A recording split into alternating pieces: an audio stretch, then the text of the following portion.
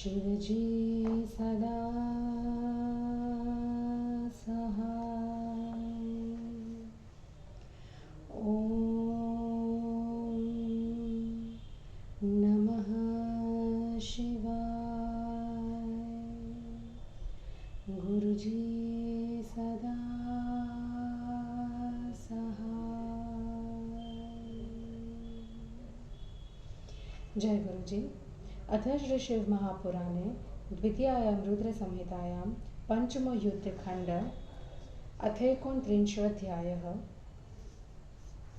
सनत्कुमार उवाच स्वगेहमागते तस्मिन् शङ्खचूडे विवाहिते तपः कृत्वा वरं प्राप्य मुमुदुर्दानि वादयः स्वलोकादाशु निर्गत्य गुरुणा स्वेन संयुताः सर्वे सुरा सम्मिलिताः समाजग्मुस्तदन्तिकं प्रणम्य तं सविनयं संस्तुत्य विविधादतरात् स्थितास्तत्रैव सुप्रीत्या मत्वा तेजस्विनं विभुं सोऽपि दम्भात्मजो दृष्ट्वा गतं कुलगुरुं च तं प्रणनाम महाभक्त्या साष्टाङ्गं परमादरात्। अथ शुक्रः कुलाचार्यो दृष्ट्वा शीशमनुत्तमां वृत्तान्तं कथयामास देवदानवयोस्तदा स्वाभाविकं च तद्वैरमसुराणां पराभवं विजयं निर्जराणां च जीवसाहाय्यमेव च। ततः स सम्मतं कृत्वा सुरे सर्वे समुत्सवं दानवाद्धसुराणां तं दीपं विदधे गुरु। तदा समुत्सवो जातो सुराणां मुदितात्मनाम् उपायनानि सुप्रीत्या ददुस्तस्मै च तेऽखिला। अथ दम्भात्मजो वीरः शङ्खचूडः प्रतापवान् राज्याभिषेकमासाद्य सरेजे सुरराट तदा ससेनां महतीं कर्षन् दैत्यदानवरक्षसां रथमास्थाय तरसा जेतुं शुचक्रपुरीं ययो। गच्छन् स दानवेन्द्रस्तु तेषां सेवानकुर्वतां विरेजेष शिवध्वानां ग्रहाणां ग्रहरादिव आगच्छन्तं शङ्खचूडम् आकर्ण्यखण्डलहस्वराट् निखिलैरमरे सार्ध तेन योद्धुं समुद्धतः। तदा सुरे सुराणां च सद्ग्रामस्तु मूलो हृतुहुभूत् वीरानन्दकरः क्लीबं भयदो रोमहर्षणः महान् कोलाहको जातो वीराणां गर्जतां रणे वादध्वनिस्तथा चासि तत्र वीरत्ववर्धिनी देवा प्रकुप्य युयुधुर् सूरैर्बलवत्तरा पराजयं च सम्प्रापुर् सुरा दुद्रुभर्यत्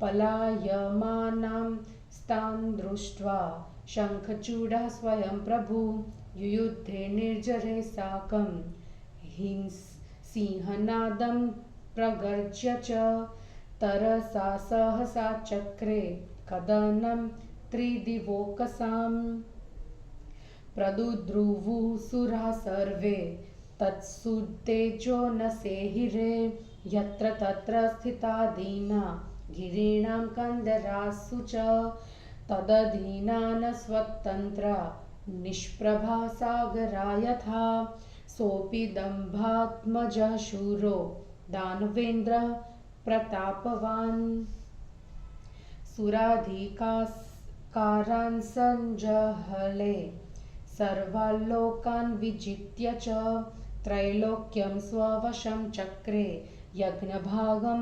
श्वकृत्स्नशः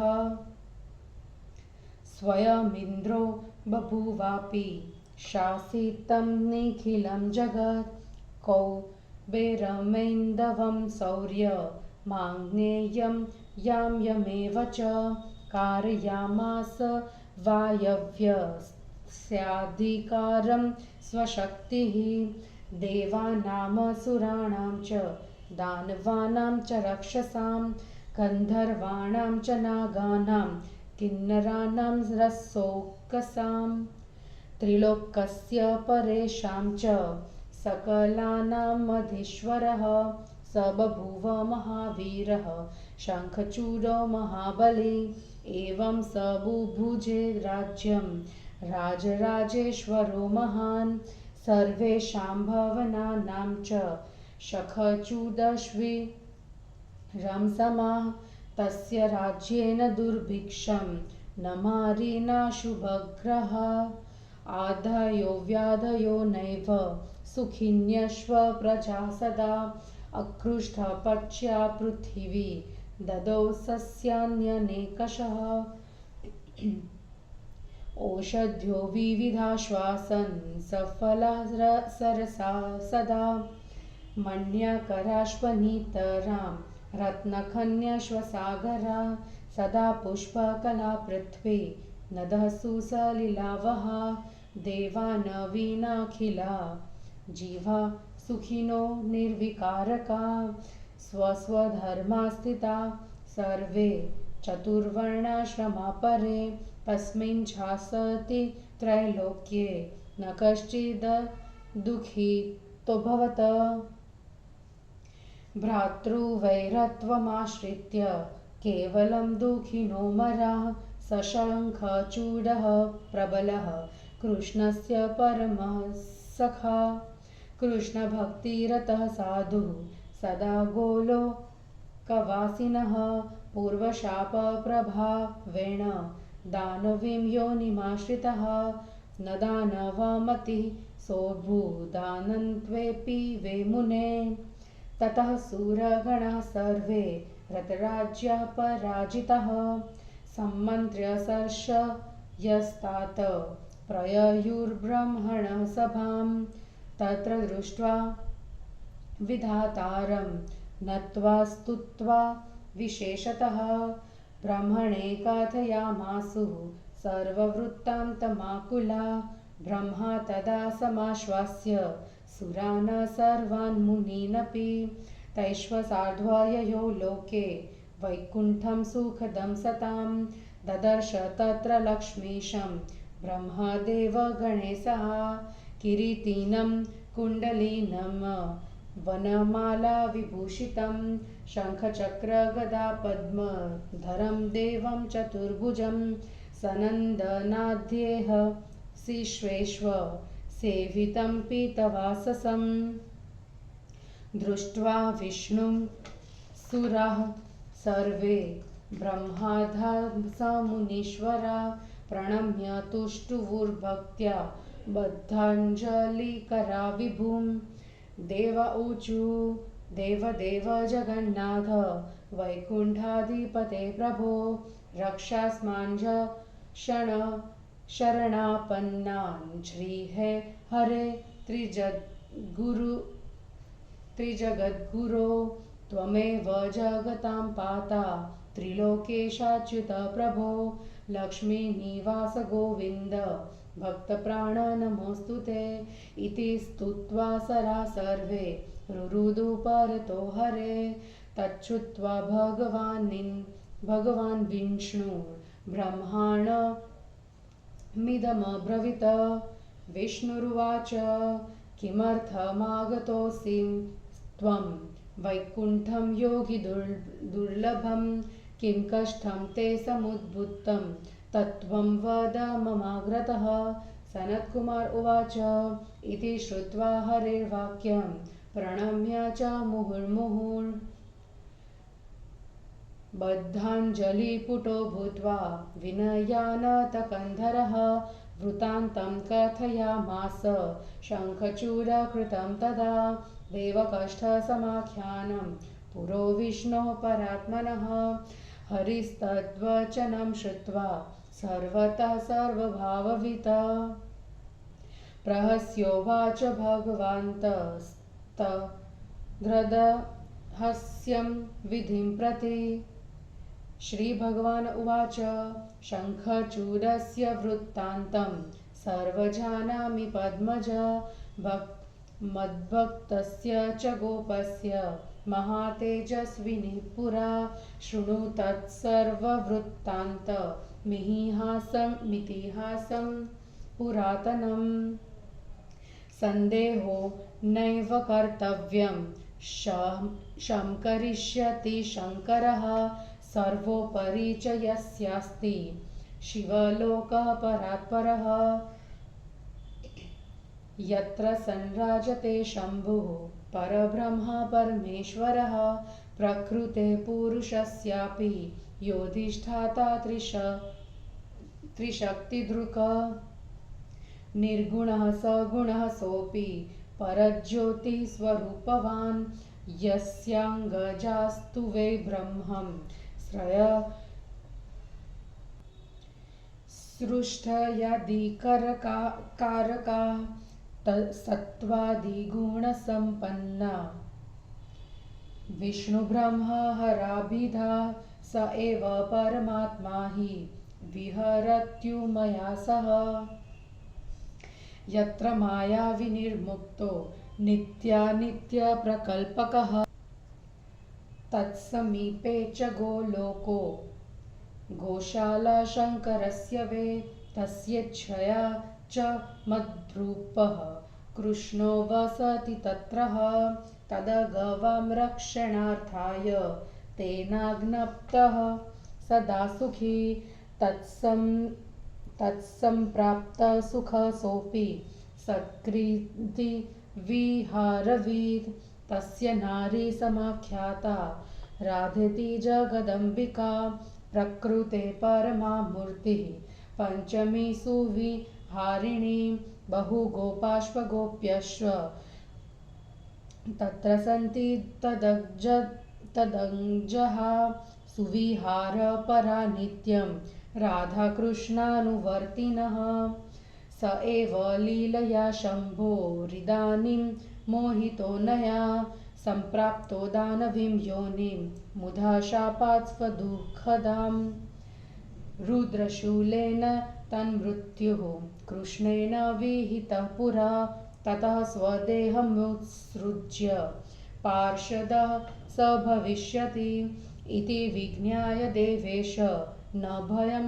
कर्तुमर्हसि शङ्करं शरणं याहि सदशं विधास्यति अहं त्वं चामराः सर्वे तिष्ठन्तिह विसाध्वसा सनत्कुमार उवाच इत्युक्त्वा स विधिर्विष्णुः शिवलोकं जगामः संस्मरन् मनसा शम्भुं सर्वेशं भक्तवत्सलम् इति श्रीशिवमहापुराणे द्वितीयायां रुद्रसंहितायां पञ्चमे युद्धखण्डे शङ्खचूडवधोपाख्याने शङ्खचूडराज्यकरणवर्णनपूर्वकतत्पूर्वभववृत्तचरित्रवर्णनं नामैकोनत्रिंशोऽध्यायः।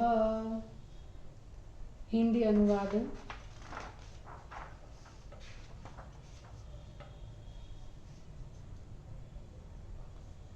सनत कुमार जी ने कहा, तप करके वरदान पाकर तथा विवाह करके शंखचूड के घर आ जाने पर दानव आदि सभी प्रसन्न हुए। अपने लोक से शीघ्र निकलकर अपने गुरु शुक्राचार्य के साथ सभी दैत्य मिलकर उनके पास गए। अपने प्रभु को तेजस्वी मानकर विनय के साथ प्रणाम कर और आदर से स्तुति करके प्रेम से वहीं बैठ गए। उस दंभ के पुत्र ने अपने कुल गुरु को आया देखकर परम आदर से साष्टांग प्रणाम किया। कुल गुरु शुक्र ने उसे देखकर उत्तम आशीर्वाद दिया और देव दानवों के वृतांत को कहने लगे। देव दानवों का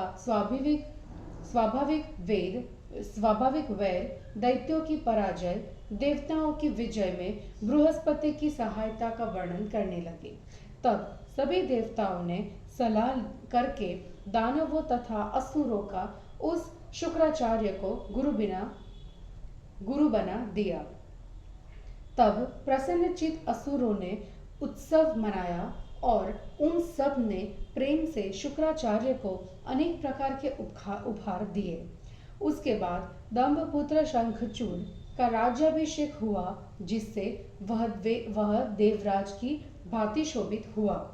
वह बहुत बड़ी दैत्य दानव राक्षसों की सेना को लेकर स्वयं रथ पर सवार होकर इंद्र नगरी को जीतने के लिए चल पड़ा। वह दैत्यराज दानवों की सेवा को ग्रहण कर जाता हुआ वैसे शोभित हो रहा था जैसे नक्षत्रों में चंद्रमा और ग्रहों में सूर्य हो। स्वयं प्रकाशित इंद्र ने जब यह सुना कि शंखचूड़ आ रहा है, तब वे सभी देवताओं के साथ उससे लड़ने के लिए तैयार हो गया। तब असुरों के साथ देवताओं का वीरों को आनंद देने वाला नपुंसकों के लिए रोमांचकारी भयंकर युद्ध हुआ। युद्ध में गरजते हुए वीरों के शब्दों से महान कोलाहल हो गया।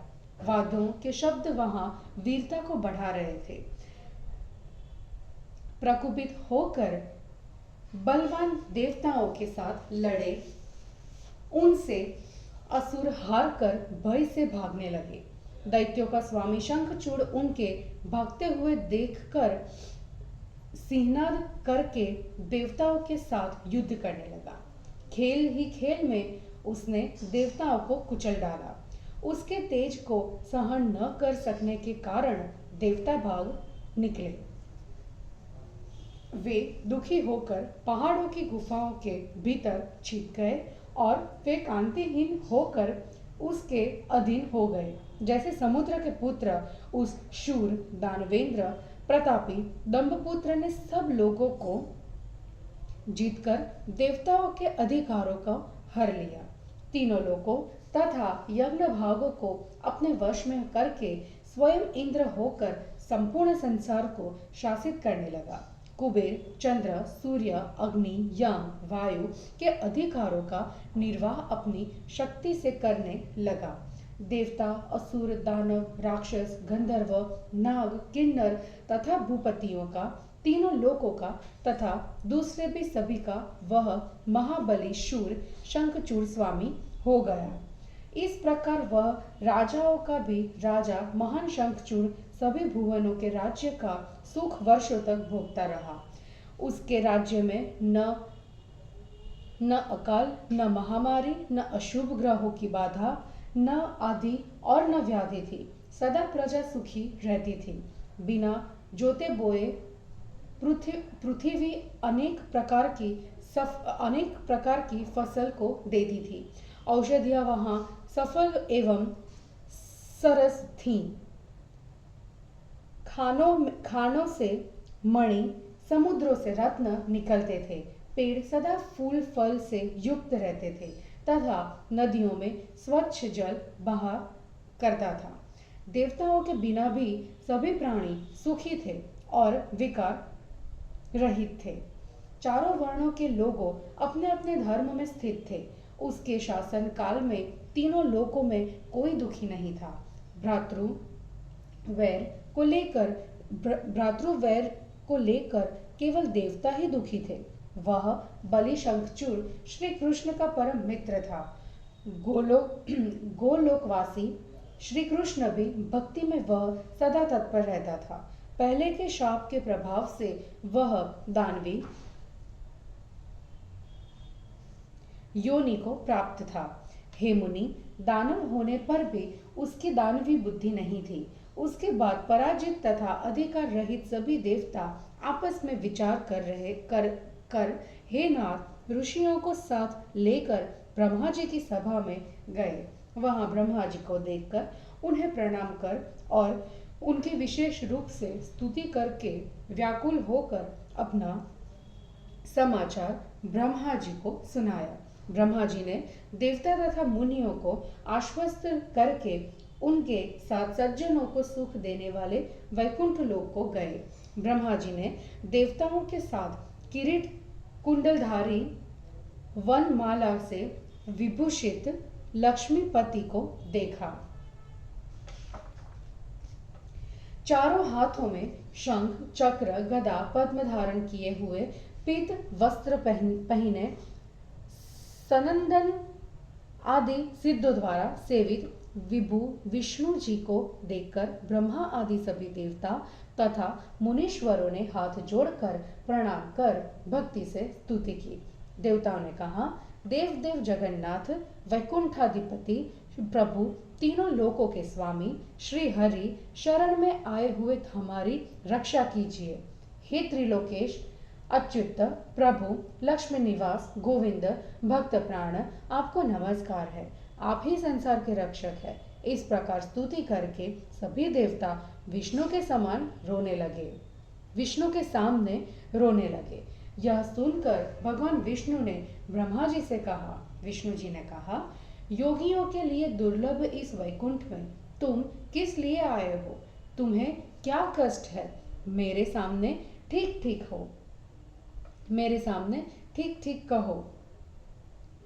सनत कुमार जी ने कहा, विष्णु के इस वाक्य को सुनकर सिर झुकाकर हाथ जोड़कर बार बार प्रणाम कर भगवान विष्णु से शंखचूड़ द्वारा जो देवताओं को कष्ट मिला है उस समाचार को कहा।